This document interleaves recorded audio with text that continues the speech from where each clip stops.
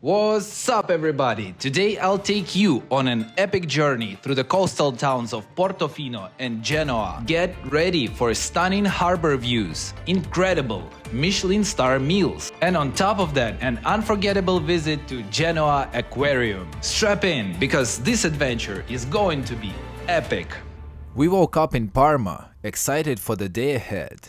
After a quick coffee, we hit the road, leaving the historic city behind. The drive was beautiful, with rolling hills giving way to a stunning coastline of Liguria. Just look how the Mediterranean Sea sparkles under the morning sun. The colorful houses and luxury yachts in the harbor are a sight to behold. I simply couldn't wait to explore this charming town. We walked around for a little bit, but the aromas of seafood from all the restaurants in Portofino was so inviting that we couldn't resist it. That is why we got a table at the restaurant called I Gemelli. The menu looked promising and the service was great.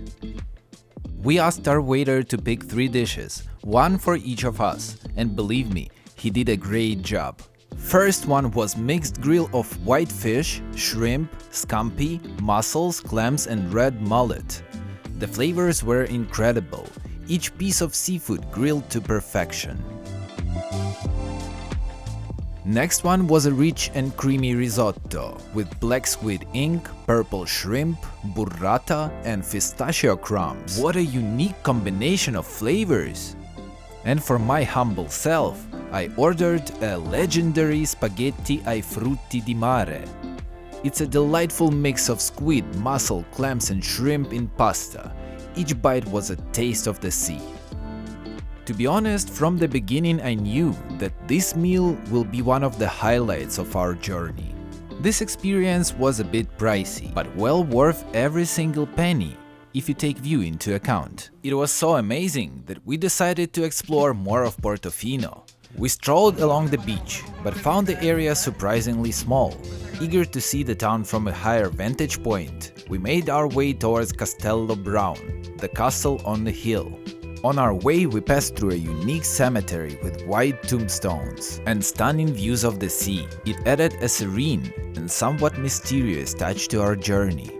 Reaching the top of the hill, we arrived at Castello Brown. This historic castle, dating back to 1557, offers breathtaking views of Portofino Bay.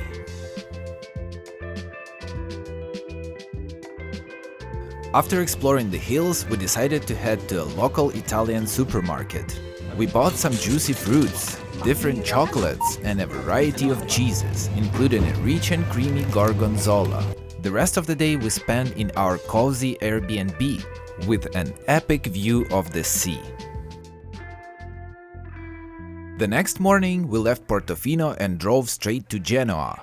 As soon as we entered the city, we booked a table at the unique Michelin-starred restaurant called San Giorgio. With our reservation set for the evening, we had the whole day ahead of us to explore Genoa.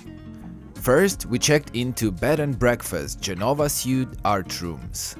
The room looked like museum, and our ceilings were the artworks. These vibrant colors definitely added a touch of elegance to our stay. We then set out to explore the old town, wandering through its narrow streets. Our first stop was the famous Piazza de Ferrari, the main square of Genoa. At the center of the square is a monumental bronze fountain, which is one of the main symbols of the city, and its jets of water create a mesmerizing display. It was a rainy day, and we felt hungry since we hadn't had a proper breakfast. So we decided to head to a unique place to eat. On our way, we made stops at some historic sites.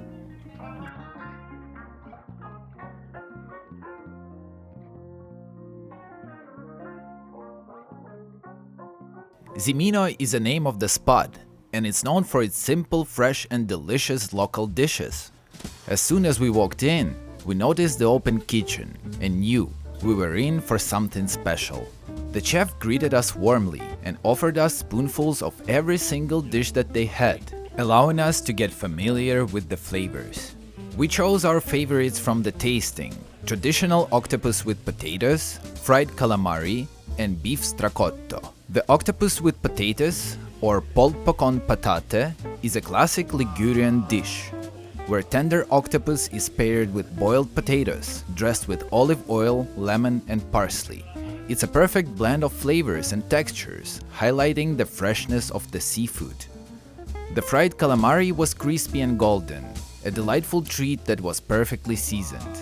The beef stracotto, a traditional Italian slow-cooked beef stew, was rich and hearty, with tender meat that melted in our mouth. Since Zimino is more of a street food place, they have a dining room in a separate building. We got our food and settled in, enjoying every bite. The atmosphere was relaxed and welcoming, making it a memorable dining experience. The quality of the food was incredible, and the prices were very affordable. That's why I highly recommend this place if you're planning a trip to Genoa on a budget. After enjoying the local flavors and feeling full of energy, we decided to head to the best observation point in the city, the Belvedere Castello. As we walked up the hill, we passed through charming streets and alleys, each with its own story to tell. We could have taken the elevator or cart, but we were not looking for the easy way, and we had some calories to burn. Belvedere Castello is a peaceful retreat from the busy city below. We spent some time taking in the stunning scenery, capturing photos and simply enjoying the moment.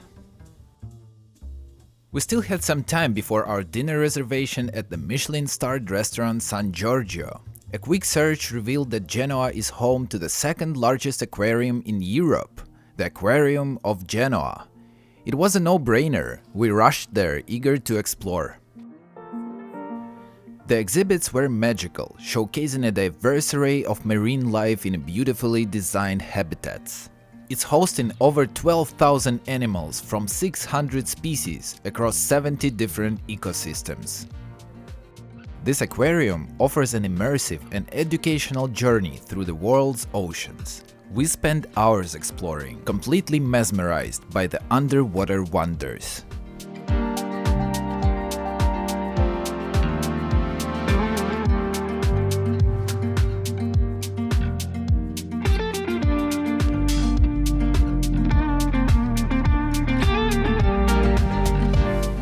When the time came, we headed to San Giorgio, my first Michelin star experience in Italy.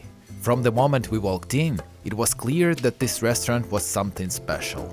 The elegant tables, pristine white cloths, and an impressive wine selection set the tone for an unforgettable evening. We decided to go with a la carte menu, and straight away we got some presents from a chef. Anchovy on the toast, tarts with edamame beans and rabiola cheese, crispy grissini, and bread, fresh from the oven.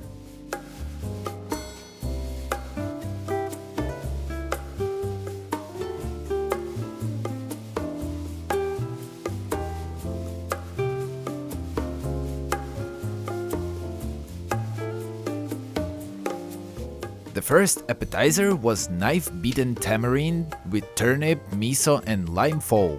The other one was cod on top of the savory donut with interesting lime sauce.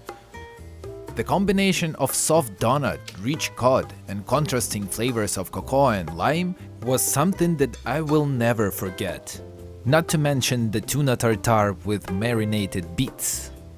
However, this dish was my favorite appetizer. Delicate scallops with sweet corn and smoky roasted peppers created a delightful balance of flavors and textures.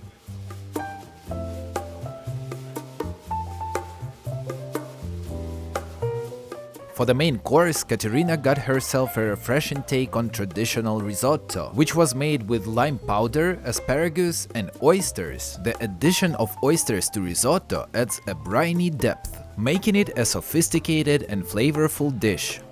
Andrew got himself a white fish with shiitake mushrooms and horseradish sauce. This dish showcases the natural flavors of each component, creating a harmony of flavors.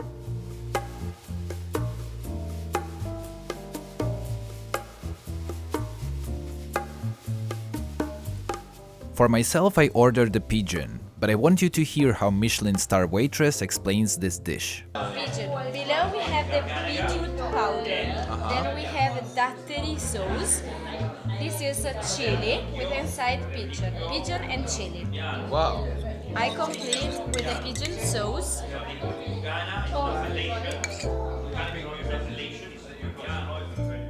And then we have the two sides. The first side, inside we have raw pigeon. Outside we have lettuce of the sea. Then we Outside you have what? lettuce of the sea. Lettuce of the sea. Then we have a tartlet with inside the leaves of the pigeon. Have you heard it? And I'm about to try it. To be honest, it was not just the most beautiful dish I ever seen in my life. Probably, it was one of the best dishes I tried in Italy so far.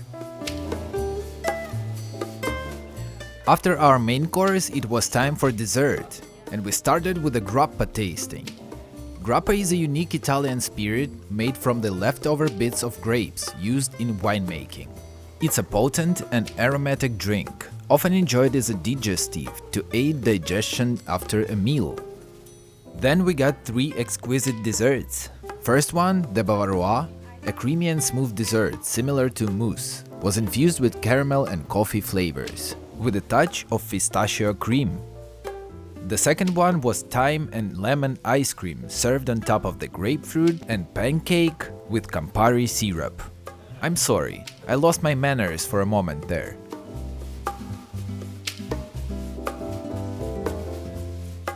The third dessert was piece of art. This one has a harmonious blend of earthy and sweet flavors.